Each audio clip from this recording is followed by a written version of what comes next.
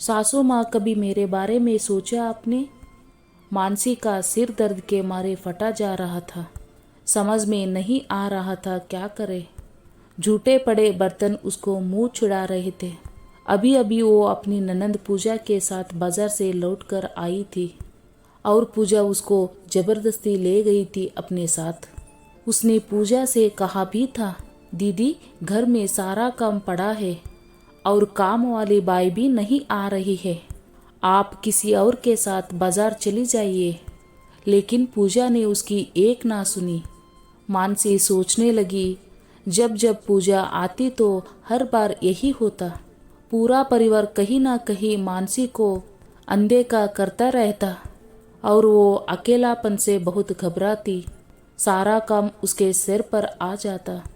पूजा का फोन आया कि मम्मी, मैं कुछ दिन के लिए मैके आ रही हूँ। पूजा दीदी का फोन आते ही वो घबराने लगी कि अब तो पूजा दीदी आने वाली है और फिर वही प्रताड़न हमको झेलनी पड़ेगी। 2 दिन बाद पूजा दीदी अपने बच्चों के साथ आ गई। मानसी ने हर तरह से उनका स्वागत सत्कार किया। पूजा के दोनों बच्चे भी, बेटी 20 वर्ष और बेटा 17 वर्ष का, वो भी साथ में आए। जब पूजा आती तो मानसी अपनी तरफ से उनके स्वागत सत्कार में किसी तरह की कोई कमी नहीं रखती। फिर भी तरह तरह के व्यंजनों की फरमाइश पूजा और उनकी माँ करती रहती और मानसी भी दौड़ दौड़ कर खुशी खुशी से सारी चीज़ें बनाती।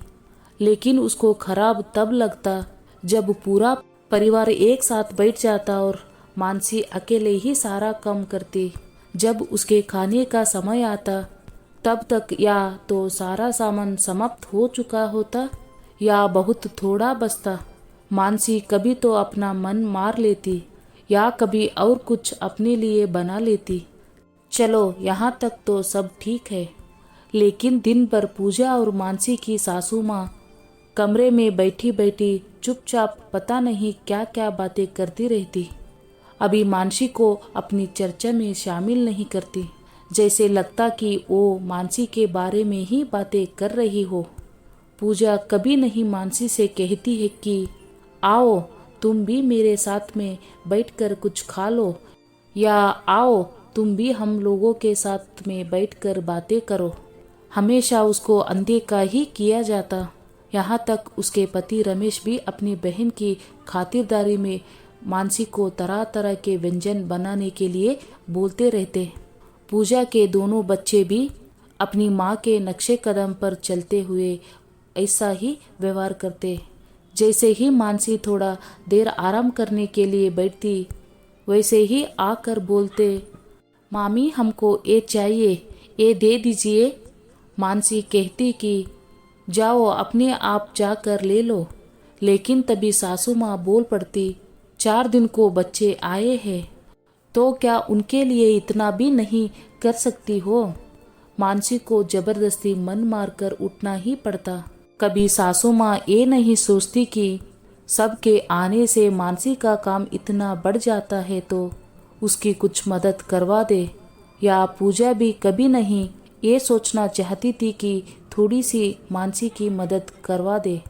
पूजा की अपनी ननंद से तो बिल्कुल बनती नहीं और ना ही कभी उसे बुलाती, लेकिन अपने मैके में आकर पूजा अपनी भाभी मानसी पर बहुत ज़्यादा हुक्म चलाती।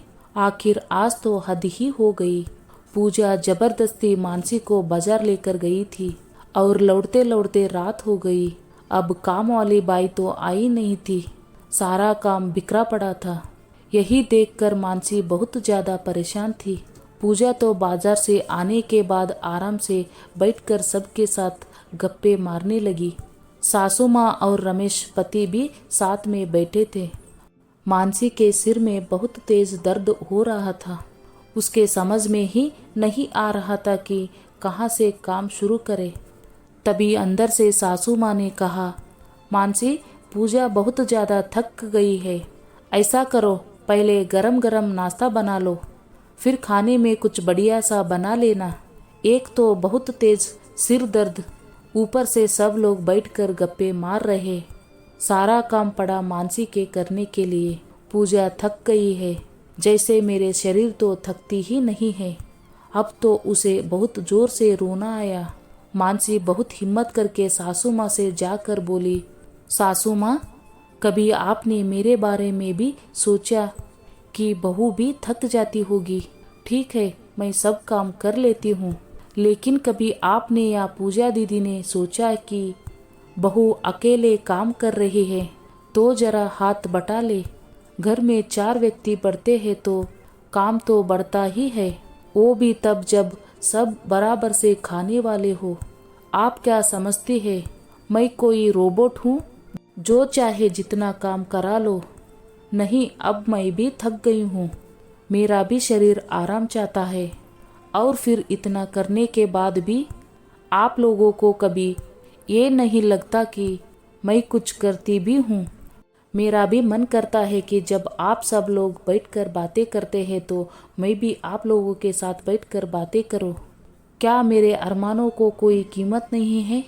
इतना सारा काम पड़ा है, आप सब लोग आराम करने बैठ गए और मुझे फरमाइशों की लिस्ट मिलनी शुरू हो गई। तभी सासू माँ तपक से बोली, लगता है कि तुमको मेरी बेटी का आना खराब लगता है। ये मेरी बेटी का मैका है, इसका जब मन चाहेगा ये आएगी। तो मम्मी, मैंने कभी आने के लिए नहीं मना किया, मैं तो बस ये चाहती हूँ कि जब दीदी लोग आए तो आप लोग बस थोड़ी सी मदद करवा लीजिए तो मुझे भी अच्छा लगेगा। ये कहकर मानसी की आंखों से आंसू बहने लगे। तभी सासू माँ बोली, लगता है तुम बहुत ज़्यादा मेरी बेटी आने की दुखी हो जाती हो, लेकिन ये तो आती ही रहेगी। तभी मानसी भी बोली, ठीक है मम्मी जी, अब से जब भी पूजा दीदी आएगी तब मैं या तो मैके चली जाऊंगी या फिर आप लोग मेरी सहायता करिए। बहुत समझौता कर लिया मैंने और अब बिल्कुल भी समझौता नहीं करूंगी, चाहे कुछ भी हो जाए। इतना कहने के बाद मानसी रोते हुए अपने कमरे में चली गई और पूजा और सासू माँ वहीं पर बैठी बैठी मानसी के बारे में उल्टी सीधी बातें बनाने लगी। शायद उनको अभी भी सही बात समझ नहीं आई थी।